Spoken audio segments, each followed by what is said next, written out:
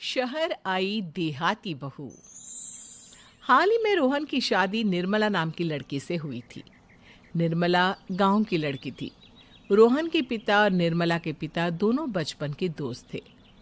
उन्होंने बचपन में ही एक दूसरे से वादा कर लिया था कि दोनों बच्चों के बड़े होते ही उनकी शादी करवा देंगे। इसलिए वादे के अनुसार रोहन के पिता निर्मला को अपनी बहू बनाकर घर ले आते हैं। निर्मला अपने साथ अपनी गाय भी लेकर आ जाती है और उसे घर के आंगन में बांध देती है। अरे ये क्या माँ, भाभी तो गाय भी लेकर आई है हमारे घर में। अभी घर में गाय बंधी देखकर आस पड़ोस के लोग तो हमारा मजाक उड़ाएंगे ना।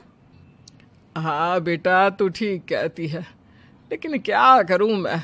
तू तो जानती है तेरे पिता किसी की नहीं सुनते। अरे ये क्या निर्मला, तुम अपने साथ गाय क्यों लेकर आई हो?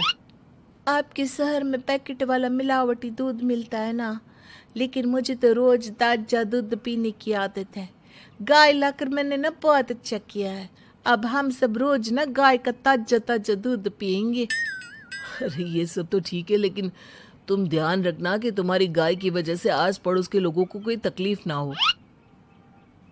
हाँ हाँ, मैं सब देख लूंगी, आप चिंता ना करें। कुछ दिन बीत जाते हैं। फिर एक दिन, चल बहू, आज हमें बाजार से सब्जी खरीदने जाना है। उसके बाद सुनीता निर्मला को बाजार में ले जाती है। सब्जी के महंगे दाम देखकर निर्मला के तो होश उड़ जाते हैं। ये क्या माँ जी, 1,000 रुपए की सब्जी, ये तो बहुत ही ज्यादा है। अब क्या करे बहू, शहर का तो यही हाल है। ना ना ना, मैं इस तरह पैसों की बर्बादी बर्दाश्त नहीं कर सकती। अब से ना हम इस बाजार से सब्जी नहीं खरीदेंगे। हाँ। फिर अगले दिन निर्मला घर के आंगन की मिट्टी खोद कर वहां तरह तरह की सब्जियां लगा देती है। अरे काव्या, तेरी भाभी तो बहुत अजीब है। उसने तेरे पूरे आंगन को खेत बनाकर रख दिया। मेरी समझ में नहीं आता, तुम लोग इस लड़की को कहाँ से पकड़ कर लाए हो? अरे सब मेरे पिताजी का किया धरा है। सालों पहले अपने दोस्त से किए वादे के चलते उन्होंने उस गवार को हमारे गले बांध दिया। अरे तेरी भाभी सच में एक नंबर की गंवार है। उसे तो ढंग के कपड़े पहनने तक नहीं आते, ऊपर से उसने तेरे घर को गांव का तबेला बनाकर रख दिया है। उन औरतों की बातें सुनकर काव्या को बहुत बुरा लगता है। फिर वो अपने भाई रोहन से इस बात की शिकायत करने लगती है। रोहन निर्मला को समझाने की बहुत कोशिश करता है, लेकिन निर्मला के आगे उसकी एक नहीं चलती। फिर एक दिन रोहन निर्मला को एक शादी में ले जाता है। सभी मेहमान खाना खाने में व्यस्त थे। उधर रोहन भी अपने दोस्तों से गप्पे लड़ाने लगता है। तभी निर्मला तंदूरी चिकन के स्टॉल से ढेर सारे लेग पीस उठाकर अपने पर्स में डालना शुरू कर देती है। घर जाने के बाद इसे फ्रिज में रख दूंगी और कल सुबह मैं चीज सिखाऊंगी। फिर खाना खाने के बाद दोनों पति पत्नी वहां से जाने लगते हैं, लेकिन तभी दुल्हन का भाई उन्हें रोक लेता है। अरे ये सब क्या है? मैंने यहाँ खाना खाने के लिए सबको बुलाया था, खाना चोरी करने के लिए नहीं। तुमने पर्स में जो चिकन के लेग पीस छुपा रखे ना, चलो बाहर निकालो उन्हें। दुल्हन का भाई फौरन निर्मला से पर्स छीनकर सारे लेग पीस बाहर निकाल लेता है। मैंने इतना खर्चा करके खाने पीने का इंतजाम किया है और तुम हो कि यहाँ से खाना चोरी करके ले जा रही हो? शर्म आनी चाहिए तुम्हें। वहां मौजूद सभी लोग निर्मला को भला बुरा कहने लगते हैं। अपनी बेइज्जती होते देख रोहन दुल्हन के भाई से माफी मांगकर निर्मला को घर ले आता है। निर्मला, आज तुमने सबके सामने मेरी नाक कटवा दी। आखिर तुम्हें चिकन के पीस चुराने की जरूरत क्या थी? मुझे माफ कर दीजिए रोहन जी। दरअसल ना, हमारे गांव में जब भी शादी होती थी तब मैं और मेरी सहेलियां इसी तरह शादी से ढेर सारा खाना लेकर आते थे। मुझे नहीं पता था कि मेरी इस गलती से आपकी इतनी बेइज्जती हो जाएगी। मुझे माफ कर दीजिए, आज के बाद ऐसी गलती कभी ना करेंगे। इतना कहकर निर्मला रोने लगती है। निर्मला को रोते देख रोहन का दिल पिघल जाता है और वो उसे माफ करके गले लगा लेता है। इस तरह कुछ दिन बीत जाते हैं। फिर एक दिन रोहन उदास होकर घर लौटता है। रोहन के कपड़े बुरी तरह फटे हुए थे। अरे बेटा, ये सब क्या है? किसी के साथ मारा पीटी हो गई है क्या? नहीं माँ, आज हमारी जिंदगी का सबसे बुरा दिन है। म्यूनसिपालिटी वालों ने हमारी दुकान तोड़ दी।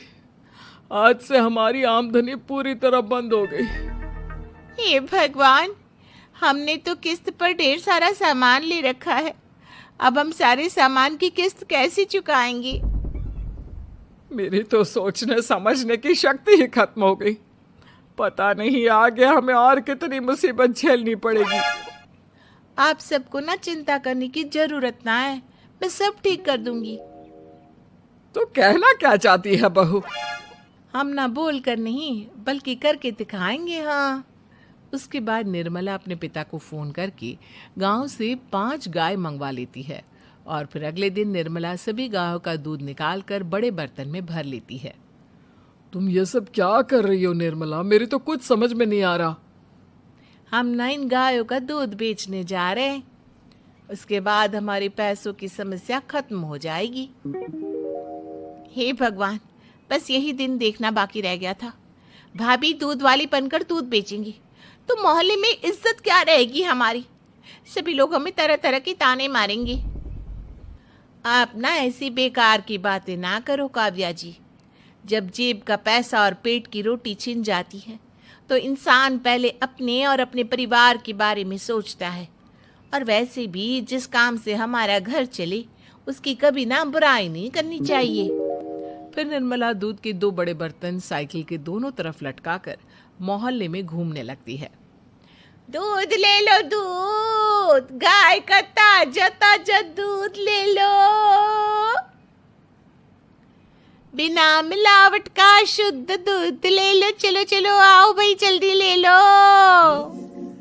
तभी निर्मला के पास कुछ औरतें आती हैं। अरे तुम तो सुनीता की बहू हो ना? तुम इस तरह सड़क पर दूध क्यों बेच रही हो? निर्मला उन दोनों औरतों को अपने घर के हालातों के बारे में सब बता देती है।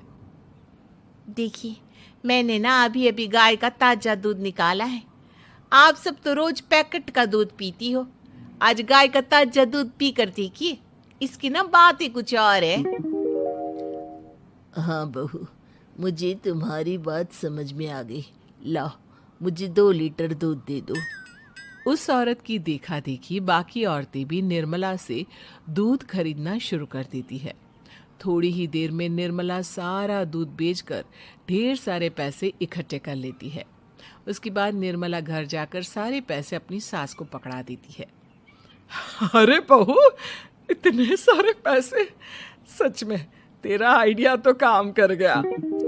अरे माँ जी, आप तो बस देखती जाइए, कुछ ही दिनों में मैं अपने घर की सारी समस्या खत्म कर दूंगी। हाँ। फिर अगले दिन से निर्मला गायों के गोबर से ढेर सारे उपले तैयार करके बेचना शुरू कर देती है। निर्मला को पैसे कमाते देख रोहन के अंदर भी हिम्मत आ जाती है और वो भी दूध बेचने का फैसला करता है। निर्मला के कहने पर उसके पिताजी कुछ और गायों का बंदोबस्त कर देते हैं। इस तरह दोनों पति पत्नी मिलकर दूध बेचना शुरू कर देते हैं। कुछ ही महीनों में उनका दूध का व्यापार खूब फल फूल जाता है। इसके चलते रोहन एक बड़ी दूध की डेयरी भी खोल लेता है। पिताजी, जब आपने निर्मला से मेरी शादी करवाई थी तब मैं मन ही मन आपको कोसा करता था, लेकिन आज मेरी समझ में आया कि आपका फैसला बिल्कुल सही था। आज अगर निर्मला ना होती तो पता नहीं हमारा क्या हाल होता। हाँ बेटा, तू ठीक कहता है। हमारी बहू ने तो हमें उजड़ने से बचा लिया। भगवान ऐसी बहू सबको दे। इस तरह निर्मला की समझदारी के चलते सब कुछ ठीक हो जाता है और वो सभी हंसी खुशी अपना जीवन जीने लगते हैं।